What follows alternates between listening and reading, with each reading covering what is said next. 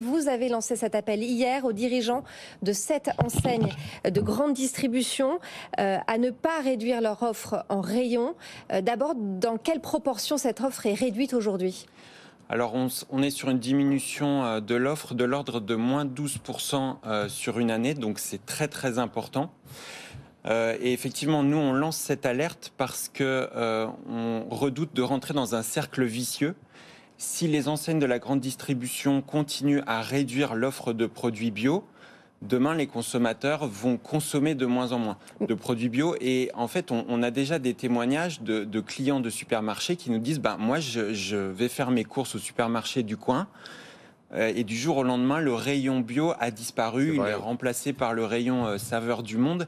Et donc, on va rentrer dans un cercle vicieux où il y aura de moins en moins de produits bio, de moins en moins d'achats et le marché va reculer. Et le problème de ça, c'est qu'il va y avoir de la casse dans les filières. Oui, on va y revenir effectivement, mais est-ce que ce n'est pas un mouvement inéluctable parfois en période de forte inflation pour les consommateurs d'aller vers des produits moins chers que le bio par exemple ? Alors bien sûr, les produits bio sont plus chers, mais il y a une raison à ça. Les produits bio, c'est plus de qualité, c'est moins de pesticides dans notre environnement. Et je pense qu'il faut remettre de la clarté sur ce débat sur les prix. C'est-à-dire que le prix de l'alimentation, c'est pas le prix que vous avez sur le ticket de caisse. C'est pas le prix qui est en rayon. Parce que sur le ticket de caisse, vous n'avez pas le coût de la dépollution des eaux. Aujourd'hui, c'est 300 millions au bas mot qui sont consacrés à la dépollution des eaux par an.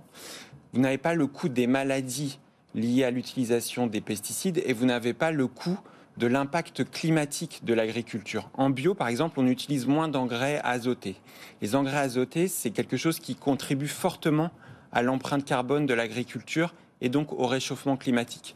Donc tous ces coûts, aujourd'hui, ce sont des coûts cachés et donc on a l'impression de payer pas cher son alimentation, mais en fait, on paye à côté la dépollution sur la facture d'eau, on paye pour des maladies à travers la sécurité sociale et on paye le coût du changement climatique. Malheureusement, le consommateur, quand il passe en caisse, il regarde son ticket de caisse et en ce moment, effectivement, avec cette forte inflation, ils sont en train de faire des économies. Est-ce que vous n'êtes pas victime aussi, quelque part, de la multiplication des labels bio, on ne sait plus trop en fait pourquoi, voilà, et deux, par des nouveaux labels, notamment produits locaux, etc.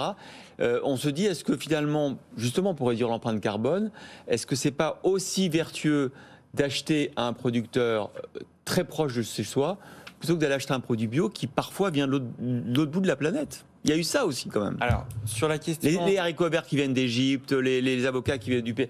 Alors, c'est largement trompeur cette image-là, puisqu'en fait, 80% des produits bio qui sont consommés en France viennent de production et de filières françaises. Ouais. Alors, on met de côté évidemment les bananes, le café et le chocolat qu'on ne produit pas chez nous, mais pour les produits qui peuvent être produits en France, 80% des approvisionnements viennent de France.